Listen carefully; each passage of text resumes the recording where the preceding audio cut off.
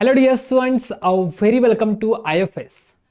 तो स्टूडेंट्स, हमारे CSIR NET के जो बिगनर एस्पायरेंट्स है, जो अभी अभी सीएसआर नेट एग्जाम की प्रिपरेशन करना स्टार्ट कर चुके हैं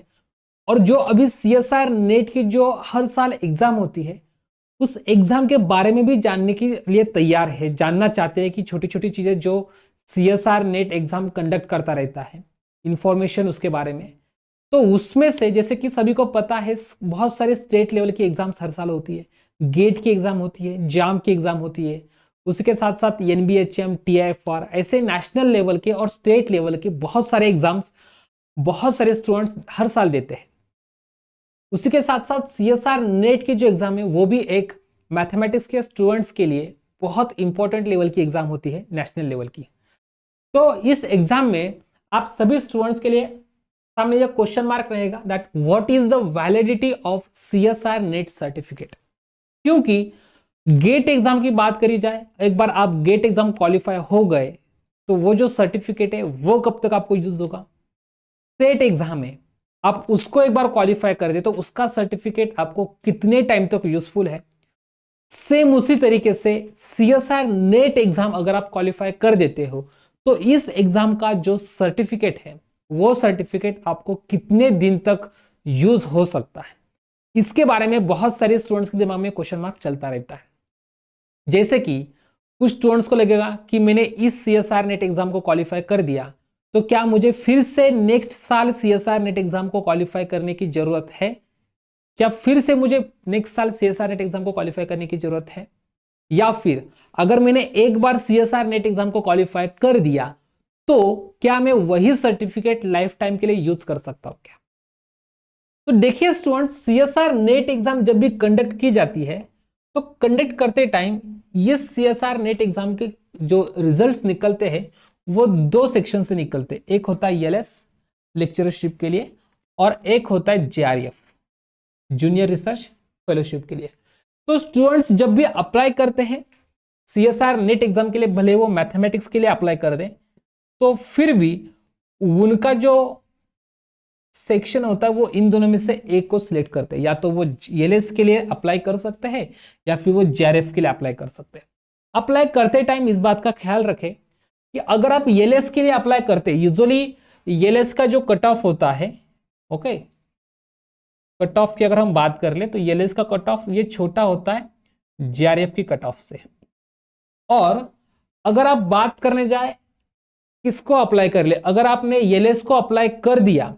तो मेक श्योर कि आप एलएस का कट ऑफ क्रॉस कर ले और जेआरएफ का कट ऑफ क्रॉस कर ले,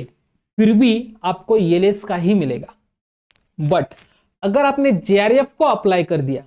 और आप एलिजिबल हो एलएस एंड जेआरएफ दोनों लेने के लिए, तो जेआरएफ के लिए अप्लाई कर दिया तो आप अगर जेआरएफ का कट ऑफ क्रॉस कर दे तो आपको जेआरएफ मिलेगी, एलएस का कट ऑफ क्रॉस कर देते तो आपको एलएस मिलेगी।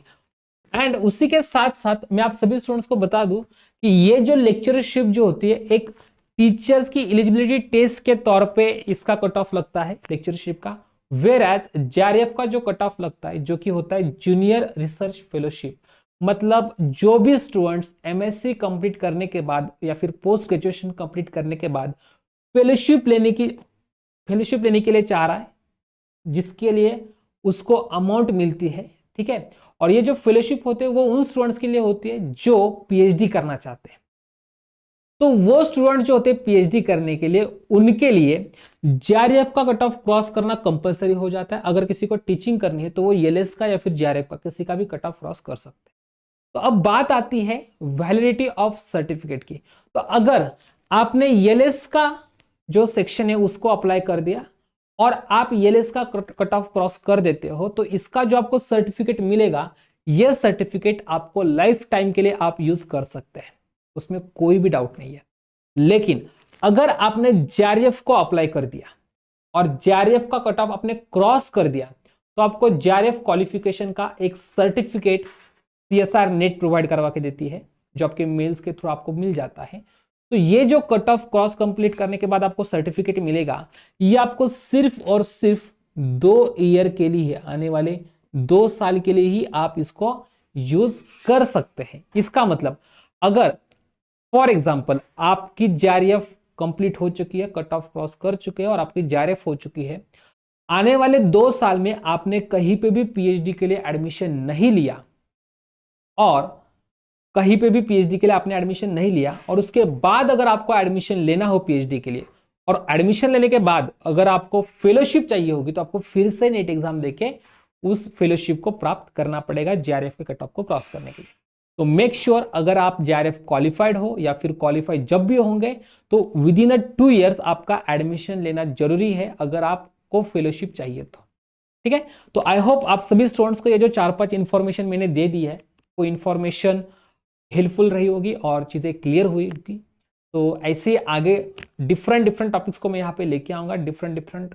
स्टूडेंट्स के दिमाग में जो चल रहे क्वेश्चंस है उन क्वेश्चंस के सॉल्यूशंस को यहाँ पे लेके आऊंगा। तो चैनल को जरूर सब्सक्राइब कर दीजिएगा एंड शेयर कर दीजिए इस वीडियो अपने फ्रेंड्स के साथ। ठीक है, so wish all the very best students for your preparation and happy learning. Thank you.